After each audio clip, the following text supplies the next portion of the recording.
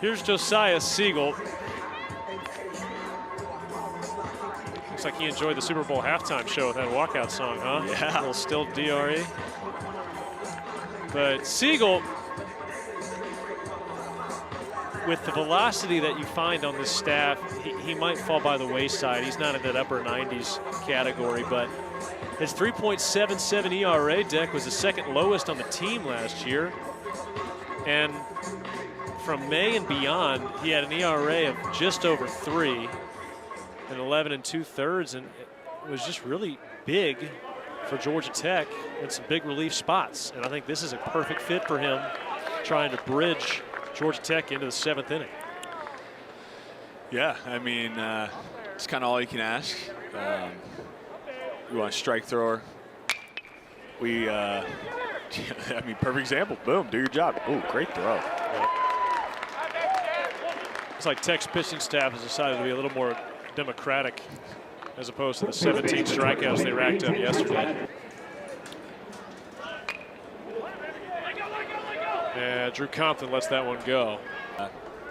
After Maxwell's tough first inning, it's been a little bit tougher sledding for Wright State. And Josiah's 17 appearances last year, 1 start. That was against Georgia State. In his 3rd year at Georgia Tech, he was high school teammates with Brent Herter. He went around. First base umpire Danny Collins, the crew chief, rings up Patrick. That's the 6th strikeout for Georgia Tech pitching today, the 1st for Siegel. And really good sequence. Changeup on a drag bunt attempt, way out in front of another changeup, fouls it off of first base dugout, and then just paints a fastball up. Josiah out of Woodstock High School up in Woodstock, Georgia. He's kind of a local legend up there. He's like the best postseason pitcher in school history. He went 7-0 in the playoffs. And his high school had not won a postseason series before he got there. Quick 1-2. Yeah.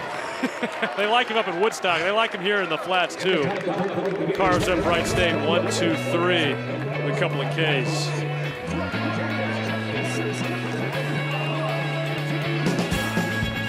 But that lineup for Tech just littered with top 50 ACC prospects.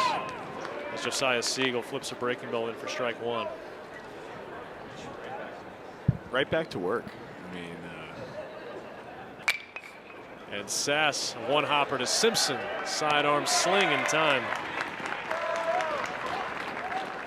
Really liking what Siegel's working Telling with, you, man. I'm telling you. Just comes in, pounds his zone, knows how to use his stuff, pitches backwards. You know, which kind of a lost start in the day of all these guys throwing 95 plus. Commanding 2 off-speed pitches. It's fun to watch. Tech has scored 8 unanswered. You think Siegel, he's the kind of pitcher, I know he comes out of the pen, but it's one of those like most comfortable 0 for 4s you could have? Oh man, there's no doubt about it.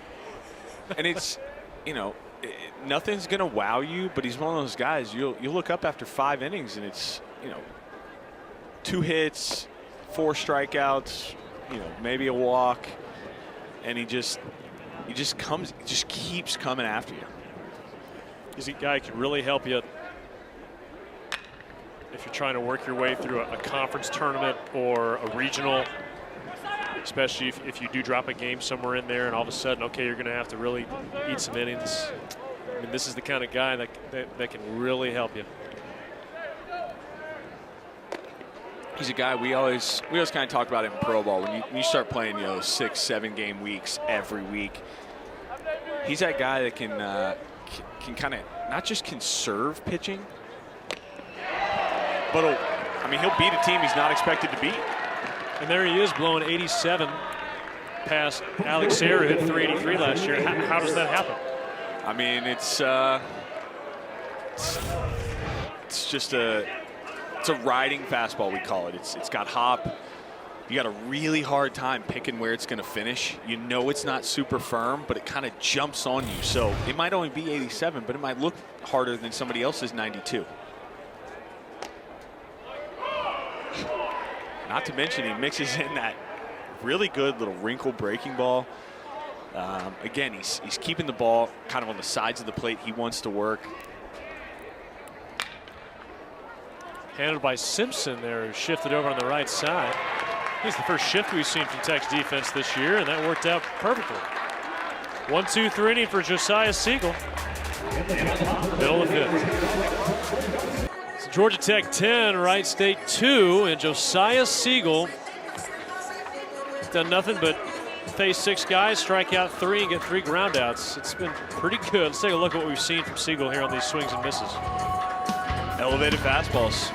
He's set it up with pounding kind of off-speed down in the zone, but just that fastball jumps, and it's not going to overwhelm you when you look at a radar gun, but it's sneaky. You know, obviously not the most imposing figure on the mound, but he comes right at you, and that fastball's got great life at the end of it. That beard's kind of imposing. And the other thing he's done, like you said, an inning to go, but pitches backwards. There's no problem flipping that breaking ball, stealing a strike. No, and you know, that in turn makes the fastball look harder. When you've seen breaking ball, that fastball's going to get on you a little bit more. And there's another example. First pitch breaking ball gets a swing, throws a fastball seemingly down the middle, and gets a take.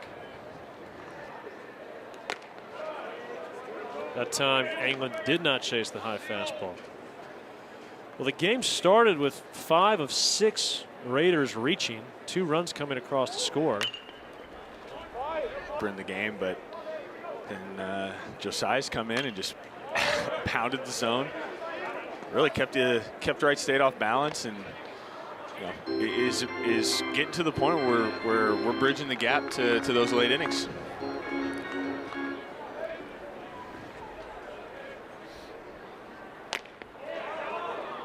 I think Josiah would be the first to tell you that there's a lot of guys in that bullpen that have a bigger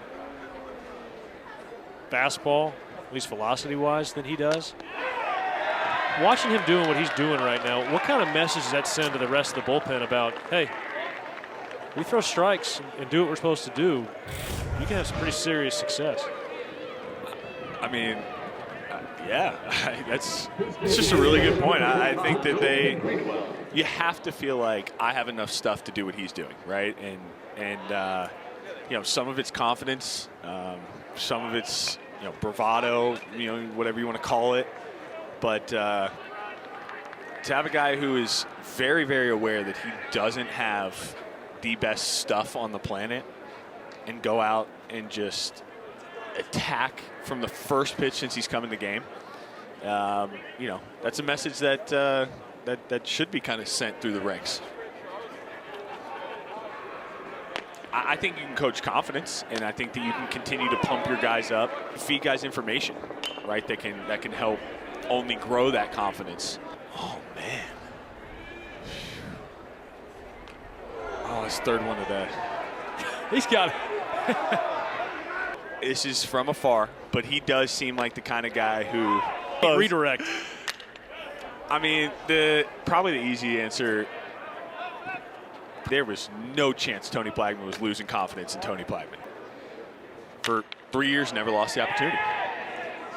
Could be a tough play here. Hall coming in, loses the cap, but keeps his eye on the ball and makes the play. I'm gonna work through my outing in a way that I'm gonna figure out what's working for somebody who has to pitch a little bit differently. Siegel trying to match his career high with 3 innings. He's allowed just 1 base runner. 2 outs, down by 1. If I'm a Raider fan, I'm pretty excited about having that guy for a couple years. I'm excited about. It's nowhere near indicative of how, even today, how they've thrown it. And yeah, I really like. Most recent in the fall with football, you know, on ESPN or whatnot. This ball's lifted towards the right field corner. DeLeo's got it measured and secured to end the inning.